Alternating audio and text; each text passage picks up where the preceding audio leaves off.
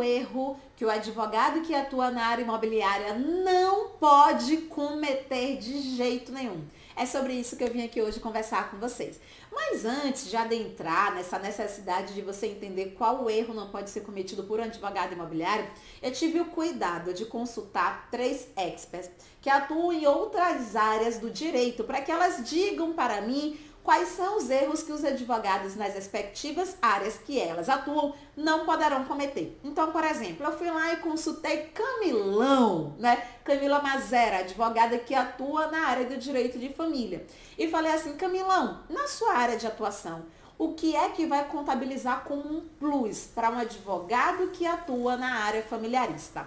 O que é que ele não pode deixar de ter? O que é que vai contar como diferencial para a área de atuação dele? E aí Camilão falou assim para mim, Gabi, o erro que o advogado da área do direito familiarista não pode cometer de jeito nenhum é deixar de ter empatia. Porque o advogado que atua na área familiarista, ele precisa acolher, ele precisa se colocar no lugar da pessoa. Ele precisa ter algumas atitudes de recepção que um advogado, por exemplo, na área tributária não precisa tanto. Por quê? Porque o cliente que procura um advogado da área de família, ele precisa se sentir acolhido. E aí Camilão me deu a ideia, por exemplo, que ela precisou receber uma cliente na casa dela, porque essa cliente fazia questão que o contato fosse presencial e tal. E assim que a cliente chegou até a casa dela, ela falou assim, oi, boa tarde, tudo bem? Terminei de passar um cafezinho para a gente.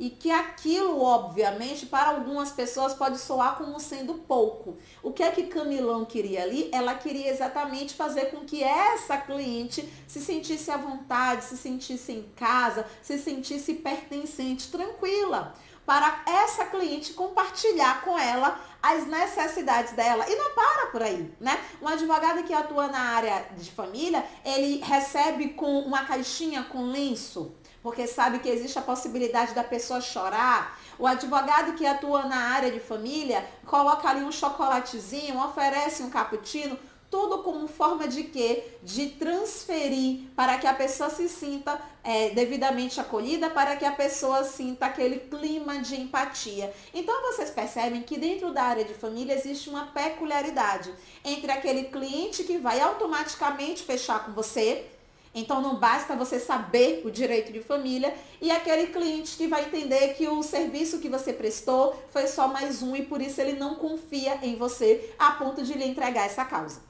Mas, obviamente, que eu não fiquei somente em Camilão, porque eu queria trazer para vocês o quê? Um conteúdo agregador. Aí eu falei assim, peraí, eu vou lá incomodar minha outra amiglis, que é Cris Morgado, doutora Cristiane Morgado, maravilhosa, do Instagram Papo de Advogado. E eu falei assim, Cris, na área tributária, o que figura como um plus para um advogado tributarista? O que é que não pode deixar de ter naquela percepção do direito tributário? E aí ela falou assim para mim, Gabi, um advogado tributarista que se preze, ele precisa ir para o chão da fábrica. Ele precisa automaticamente arregaçar as mangas, levantar a bunda da cadeira do escritório e ir até a fábrica, e ir até a empresa. Ele precisa da base, porque se ele conhecer como funciona aquela empresa, ele vai conseguir verificar qual a melhor opção para o cliente dele. Ele vai conseguir verificar qual tributo não precisa ser pago, qual tributo que deve ser pago, de que forma é que aquele valor pode sobrar no caixa da empresa, mas ele só vai saber isso saindo do escritório e indo até aquela pessoa jurídica para a qual ele presta o serviço. Então, quando o Cris Morgado falou para mim ir até o chão da fábrica, conhecer até o chão da fábrica, é exatamente nessa percepção de que o advogado que atua na área tributária não precisa única e exclusivamente saber de direito tributário. Ele precisa ter um conhecimento do plus, que é como funciona a empresa para a qual ele vai prestar aquele serviço. Mas eu parei por aí? Obviamente que não. Eu fui lá e falei com Sara Ferreira, do Instagram Repartição Jurídica. E eu falei assim, Sara, como é que funciona dentro do direito empresarial? O que é que figura como plus para aquele advogado que quer prestar um serviço de excelência, que quer ser referência na área empresarial? Porque somente o direito empresarial eu imagino que não seja o suficiente. E aí, Sara, o que é que você me fala? E ela falou assim pra mim: amiga, para você ser um advogado de destaque na área empresarial, você precisa conhecer de negócios. Não é só você conhecer de direito empresarial, você precisa entender como os negócios funcionam. Como o negócio funciona em relação aos sócios, como o negócio funciona em relação à empresa. Ele precisa conhecer, além do direito empresarial, de negócios, o que facilita a realização de um negócio, de que forma aquele negócio pode ser desfeito e, obviamente, esse tipo de informação a gente não encontra em qualquer livro. Quando eu peguei o depoimento de Camilão dentro do direito de família, peguei o depoimento de Cris dentro do direito tributário e peguei o depoimento de Sara dentro do direito empresarial, eu falei assim, então eu preciso trazer para os meus seguidores exatamente as informações necessárias para que eles entendam o que é plus dentro do direito imobiliarista. O que é que faz com que o advogado, ele saia de qualquer advogado dentro da seara imobiliária e passe a figurar como um advogado de excelência e faz com que ele tenha destaque. E na minha opinião aqui, o que faz a diferença entre qualquer advogado que diz que atua no direito imobiliário e um advogado que consegue destaque no direito imobiliário é conhecer além do direito imobiliário. É ele conhecer sobre o mercado imobiliário. De que forma é que no local onde eu atuo, o mercado imobiliário se posiciona. O que é mais comum chegar dentro do mercado imobiliário? De que forma é que aquela locação direcionada para a pessoa física, ela se concretiza? Qual é o tipo de garantia mais utilizado? Qual seria o tipo de garantia melhor? Ou se eu não estiver ali pensando no quesito pessoa física, mas no quesito pessoa jurídica, quais são os tipos de imóveis que são mais procurados pelas empresas na minha área de atuação? Ou mais que isso, se eu tiver que pensar dentro da situação de uma prefeitura, ali na minha área de atuação, como está sendo realizada a regularização dos imóveis ali? Existe um plano da prefeitura para a regularização? Será que essa prefeitura tem conhecimento da vantagem que ela vai trazer para os cofres públicos se ela iniciar aí um projeto de regularização fundiária? Ou se não for nessa situação, se for direcionado para a pessoa física, será que as pessoas ali, os meus vizinhos, as pessoas que me cercam, as pessoas da cidade, elas têm conhecimento de quais são as vantagens, caso elas optem pela regularização do imóvel?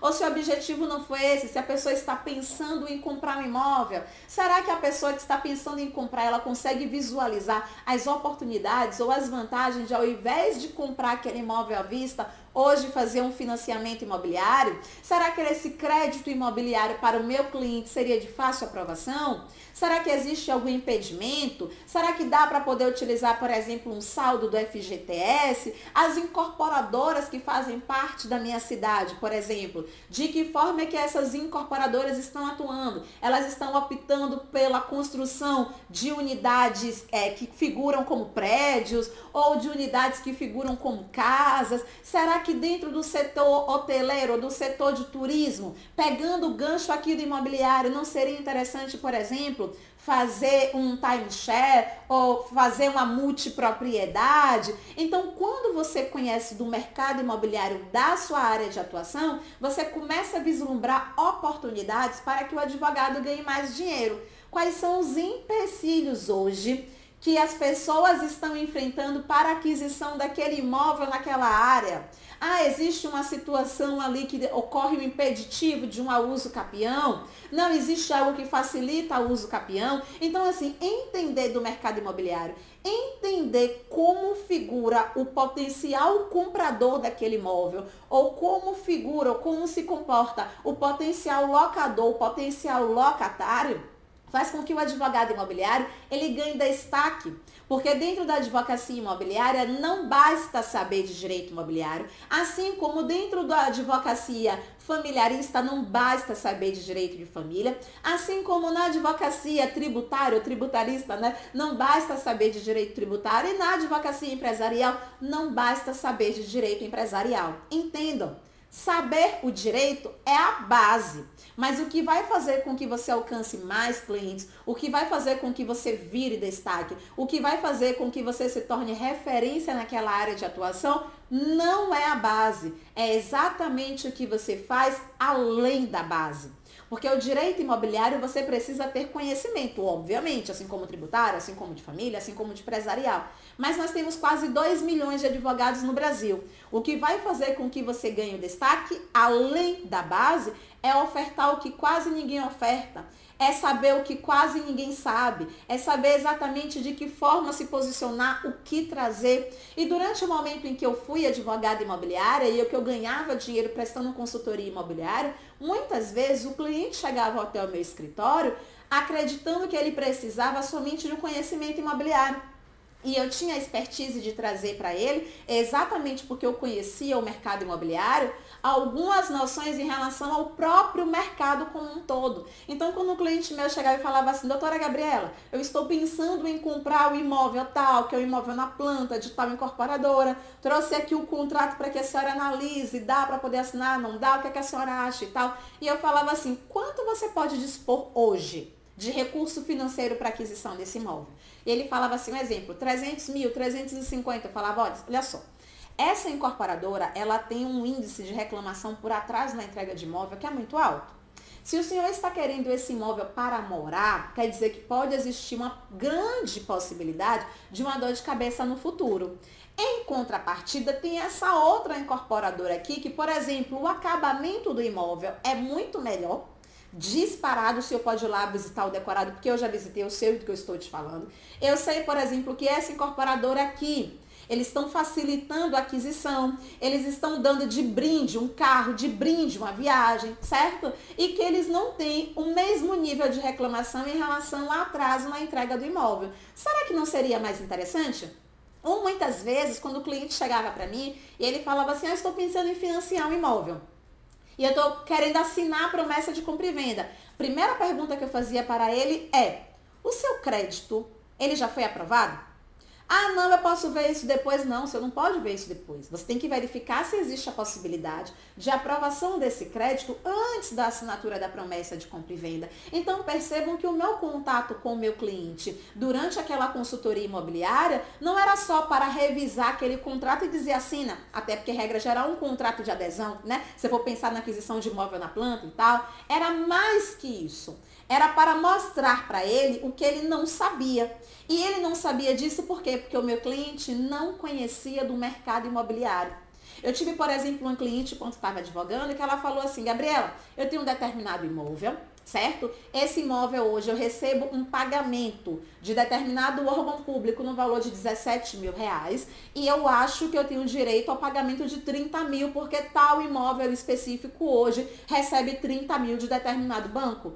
E eu olhar para aquele imóvel e falar assim, olha, na verdade, dá para a gente conseguir uma majoração, mas eu acredito que não vai chegar a 30 mil reais, tendo em vista que o imóvel onde funciona o banco é um imóvel reformado, é um imóvel que tem garagem, é um imóvel que não sei o quê. Então, assim, você, enquanto advogado imobiliário, se você quiser ter destaque no direito imobiliário, você precisa conhecer o mercado imobiliário. É o mercado imobiliário do Brasil? Não. É o mercado imobiliário do seu local de atuação, do local onde você quer ser referência. Por quê? Porque se você conhece o mercado imobiliário, você começa a enxergar oportunidades na sua atuação. E mais que isso, se você conhece o mercado imobiliário, você consegue enxergar novas formas de ganhar dinheiro. Você consegue trazer para o seu cliente a maior segurança jurídica. Você consegue trazer para o seu cliente a maior eficácia naquele serviço que vai ser prestado. Então, nesse caso da cliente, por exemplo, eu consegui a majoração. Nós saímos ali de 17 mil reais por mês para 24 mil reais por mês. E de forma totalmente administrativa, juntando, por exemplo, 3 perícias, comprovando que o valor de mercado era muito superior ao montante que ela estava recebendo ali por mês. Mas eu conseguiria fazer isso se eu não conhecesse do mercado imobiliário? Não. Eu teria dificuldade para poder enxergar que, embora ela quisesse 30 mil reais ali, mais ou menos, de recebimento do aluguel, ela não conseguiria, porque o imóvel que ela estava utilizando como base era um imóvel que não correspondia às mesmas especificações que o dela, ainda que aquele imóvel ele estivesse localizado na mesma rua. Tá? Mais que isso, por exemplo, um cliente seu hoje que quer regularizar um imóvel e ele quer regularizar um imóvel que é residencial e quer transformar esse imóvel em comercial. Será que esse cliente ele verificou na prefeitura se aquela área onde ele está querendo estabelecer aquele imóvel comercial é possível de ter imóvel comercial? Se há possibilidade de ocorrer ali um atacado, um varejo? Porque tudo isso, gente, reflete na área de atuação. Então, uma tecla que eu sempre bato com vocês é: o cliente, ele vai achar que ele sabe para que ele precisa de você enquanto advogado, mas compete a você dizer para ele o que ele realmente precisa. Compete a você ofertar para ele mais do que ele acha que precisa e compete a você também ampliar o rol de serviços prestados. A partir desse know-how que você está adquirindo ao conhecer o mercado imobiliário e ofertar para o seu cliente mais do que ele acredita. É você ter como base a necessidade de, na consultoria, dividir com ele experiências, conversar com ele sobre outros clientes que conseguiram aquilo ou que não conseguiram aquilo, ou que aquilo demandou determinado tempo. Tudo isso, gente, reflete na visão que o cliente tem de você.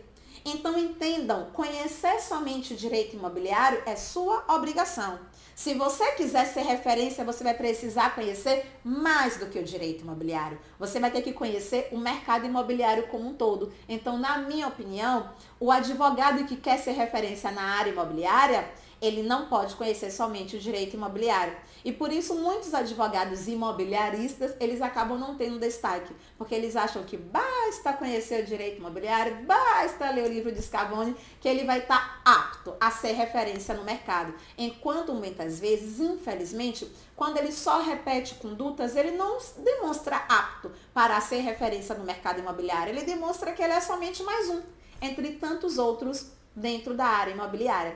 Eu espero que esse vídeo tenha ajudado vocês a enxergarem algumas possibilidades. Se você não está nesse mundo a passeio, comece a investir também nesse conhecimento mercadológico, porque você vai perceber que isso fará total diferença na nossa área de atuação. E aí, se você gostou, dá o curtir, o like, seja lá o que for, e manda esse vídeo aí para os demais amigos, caso ele precise ter esse choque de realidade. Estou aqui o quê? Para trazer verdades nessa vida. A gente se encontra em breve. Tchau, meus amores!